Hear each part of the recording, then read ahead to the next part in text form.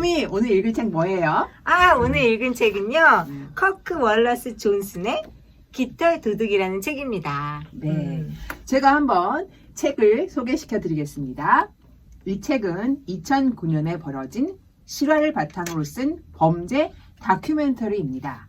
영국의 어느 박물관에서 젊은 청년이 새 가죽을 훔치는 이야기로 출발하는 이 책은 인간의 욕망과 집착, 자연과 인간의 관계, 정의, 여러 주제를 다루며 깃털이라는 가벼운 소재로 자연과 인간, 정의에 관한 결코 가볍지 않은 울림을 전하고 있습니다. 라고 옴기니가 정리를 해주셨어요. 이 책을 보면 깃털이 정말 가볍지 않다. 그걸 느끼게 되는데요. 네. 제가 저자 소개를 해보겠습니다. 네. 커크 월러스 존슨은 전쟁으로 파괴된 도시의 재건을 위한 에이전시의 최초의 조정관으로 근무한 사람이고요. 바그다드와 팔루자에 파견된 미국의 국제개발처와 협력해서 이라크에서 활동했어요. 그는 이라크 난민의 재정착을 위한 리스트 프로젝트를 창시해서 약 2만 5천 명의 이라크 난민들이 미국에 정착할 수 있도록 도운 휴머니스트입니다. 뉴욕타임즈, 뉴요커, 워싱턴 포스트, 로스앤젤레스 타임스 등 정말 다양한 주제의 글들을 기고하면서 현재 아내, 아들, 딸과 함께 로스앤젤레스에서 살고 있는 작가님이십니다. 네, 미국인이신 거죠? 네, 미국인이시죠. 미국인인데 영국의 도둑 이야기를 다큐멘터리로 책을 쓰셨네요. 네. 책 읽은 소감 및 로그라인 말하기 시간을 해볼까요? 네. 이 책은 이런 책이다. 네. 도둑 이야기를 기대하겠지만 미에 대한 아름다움에 대한 집착과 소유를 하려는 인간의 자연 파괴 이야기입니다. 네. 자연 파괴. 네. 저는 솔직하게 얘기해도 돼요? 그럼요. 이 책을 딱 읽고 딱 덮었는데 이런 문장이 떠올랐어요. Too much information. 요즘 too much info라고 하죠. 그리고 and simple story. So what?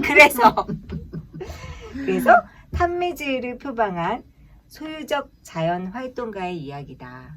에이리 프로미스는 소유냐 존재냐 그 책이 좀 생각나더라고요. 그래서 우리가 존재론적으로 자연을 대해야지 이렇게 뭔가 그 트로피 사냥꾼처럼 뭔가를 모으고 수집하고 이런 게 얼마나 탐욕적인지 그런 거를 느끼게 해주는 책이었던 것 같아요. 네. 결국 그 탐욕으로 깃털을 훔치게 되는 도둑 이야기니까. 네. 그렇죠? 네. 자, 그럼 등장인물, 소설은 아니고 다큐지만 우리 등장인물 소개를 좀 해볼까요? 네. 에드윈. 에드윈은 천재입니다. 플룻 주자고요. 플루이스트고 그 다음에 깃털을 만드는, 그러니까 플라잉 나시에 필요한 깃털 어떤 장식, 플라잉 타잉을 만드는 취미로 치고는 진짜 아티스트에 가까운 친구인데 이 친구가 미국에 살다가 영국으로 넘어와서 그 깃털이 많이 소장된 박물관에 가서 어떤 박물관? 트림 박물관. 트림 박물관에 가서 299마리의 새를 훔칩니다.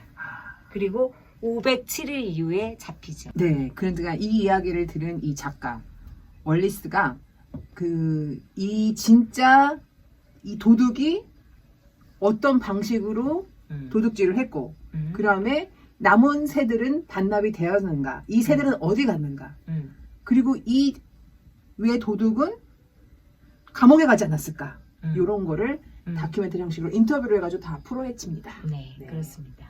근데 이 책의 또 장점이 앞에 엄청난 지식의 보고가 있어요. Too much information이라고 했죠. 그래서 다윈의 그 자연 선택설을 먼저 발견했다고 말할 수 있는 월러스 얘기가 나오죠. 그래서 월러스가 얼마나 극락조의 그런 애호가였는지, 그래서 극락조를 잡아가지고 영국에 데려온 얘기가 앞에서 쭉 풀리면서 그 인간이 이런 박물학이 어떻게 발달하게 됐는지도 어떻게 보면 탐욕의 시작이 학문의 시작이 될 수도 있었다는 생각이 들 정도로 그렇죠. 그 월러스에 대한 얘기가 풀립니다. 그리고 난 다음에 깃털이 얼마나 그 모자에 쓰이면서 말도 안 되는 패션 아이템이 됐는지 그런 얘기도 풀리죠. 근데 저는 이 뒤에 이제 사진이 엄청나게 이제 부록으로 들어있어요. 근데 그 사진 중에 어떤 사진이 있냐면 그 시대에 깃털뿐만이 아니라 새를 통째로 머리에 얹고 다니는 네. 예, 이런 여성까지 있다는 거. 아, 이게 좀 충격적이었어요. 그러니까요. 그게 또 엄청 비싸고. 그래서 여성 운동의 시작도 여기서 좀 풀리는데 이런 거 쓰지 말고 코르셋 입지 말자. 우리 신은 우리에게 이해할 수 있는 머리를 주셨다라고 해서 여성 운동이 또 이렇게 시작됐다라는 얘기. 그러니까 저도 코르셋은 알았지만 이렇게 머리에 새를 통째로 얹고 깃털을 내가 좀 더 이쁜 깃털을 머리에 꽂기 위해서 얼마나 많은 새를 죽이고 그 새를 수입하고 유통되고 돈이 더 쓰였는지 이런 거에 대한 얘기가 1부에 얘기하고 있습니다. 네. 2부에는 이제 훔치는 얘기가 나오는데 계획범죄거든요. 명백한 6개월 전에 먼저 친구의 이름으로 친구가 학자라서 내가 이거를 조사한다 이런 거짓말을 꾸며가지고 트링 박물관에 방문을 하고 거기에 막 사진을 찍어요. 범행을 계획하기 위해서. 네. 그래서 진짜 고도의 계획 범죄인데 나중에 법정에서는 아스퍼거 증후군이라는 정신병을 앓고 있는 것처럼 판단이 돼서 감옥을 하루도 안 가는 하루도 안 가는 이런 결과가 이 도둑한테 일어났죠. 네.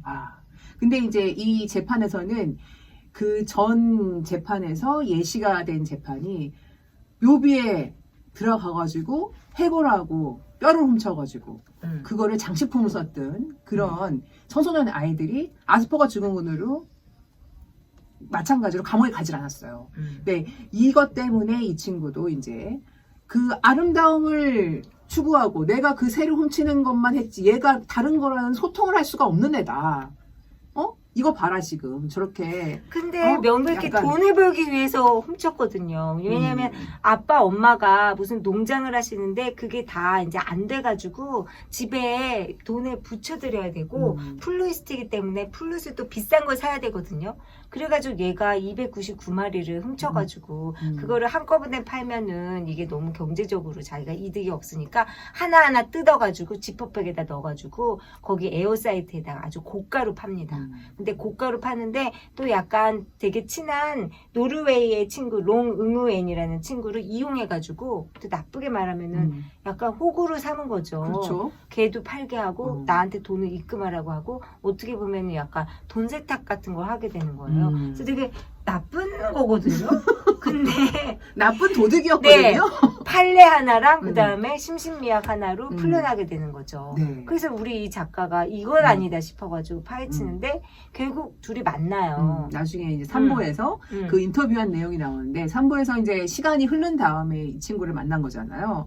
근데 이 에드윈이 그렇게 얘기합니다. 나 그 당시에는 나 병에 있었는데 지금 잘 기억이 안 나네요. 뭐 이런 식으로 빈정빈정. 예. 그 약간 정치인의 어투로 계속 돌려가지고 한 13시간의 인터뷰를 했는데 영양가가 없어. 독자는 그걸 읽으면서 영양가 없는 인터뷰 하냐고 힘들었겠다. 그런 느낌이 좀 들 정도로. 그 정도로. 네. 네. 녹음하는 안에는 이렇게 졸고 있고. 아무튼 박진감 넘치는 인터뷰를 기대했는데 그렇게 허무한 인터뷰가 끝났죠. 네. 이 친구는 결국 그래서 그 새가 집에 좀 깃털이 좀 남아 있을 거예요 아마. 그래서 그 아직도 인터넷 사이트에서는 고가로 거래가 되고, 네, 그리고 그거를 아무 죄의식 없이 사는 사람들이 있다는 거. 그래서 아까 말했던 그 노르웨이의 롱 응우엔이라는 친구가 아직도 20마리 정도의 새가 있어요. 그럼 당연히 그거를 어디에다 반납해? 박물관에 반납해야 되잖아요. 근데 그것도 또 안 하고 있었어. 나 같으면 빨리 반납해 막 이럴 텐데 그냥 이렇게 자유롭게 그래 네가 반납하고 싶을 때 반납해 하고 돌아왔는데 이 책의 마무리는 롱이 그것을 반납했다고 하는 미담으로 끝나긴 했죠. 네. 근데 여기서 이제 인터뷰를 하고 이 작가 계속 이 서치를 하는 과정에서 나오는 사람들이 다 죄의식이 없어요. 이 깃털이 다시 우리 후대에 물려줘야 될 유산이고 우리는 이거를 보존해야 되고 자연과 마찬가지로 그런 생각이 없이 자기가 그 깃털 몇 개를 소유함으로써 타인에게 붙이고 내가 또 그걸 보면서 즐거워하고 이게 자연과 무슨 상관이야? 내가 그 박물관에 이 깃털이 돌아간다 한들 걔들이 뭐 그냥 서랍에 넣어놓겠지. 그거보다는 내가 갖고 있는 게 낫는 거 아니야? 약간 이런 생각을 갖고 있다는 거. 이게 되게 충격적이었어요. 극락조의 매력에 푹 빠진 월리스가 박물지를 쓰면서 말했던 것 중에 하나가 이 아름다운 자연, 내가 인도네시아에서 보니 이 아름다운 자연을 다른 사람이 못 보는 거는 아름다움에 대한 낭비라라고 얘기하거든요. 그래서 나는 극락조를 어떻게든 살려서 가져와가지고 동물원에 넣고 이 아름다움을 다 같이 공유하겠다.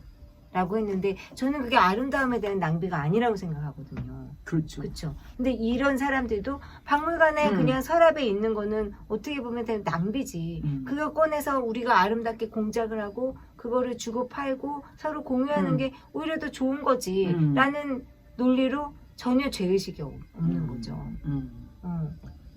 그 인디언들이 한 말이 있습니다.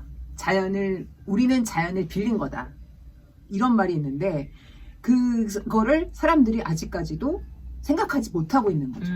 네. 그러니까요. 그러면 이 책의 마무리로 이 책을 읽고 아주 멋있는 말을 하신 분이 있더라고요. 페터 블레벤이라는 나무 수업의 저자가 이렇게 말했습니다. 멸종위기에 처한 조류에 대한 인간의 탐욕과 파괴의 실상을 가감없이 드러낸 책이다. 환경 보호에 대한 강력하고 가슴 울리는 넌픽션, 그리고 무엇보다도 매력적인 이야기다 라고 네. 평을 했습니다. 저도 이렇게 평을 하면서 마무리할까요? 네. 오늘도 깃털 도둑으로 재미있게 이야기해봤습니다. 모두 안녕히 계세요.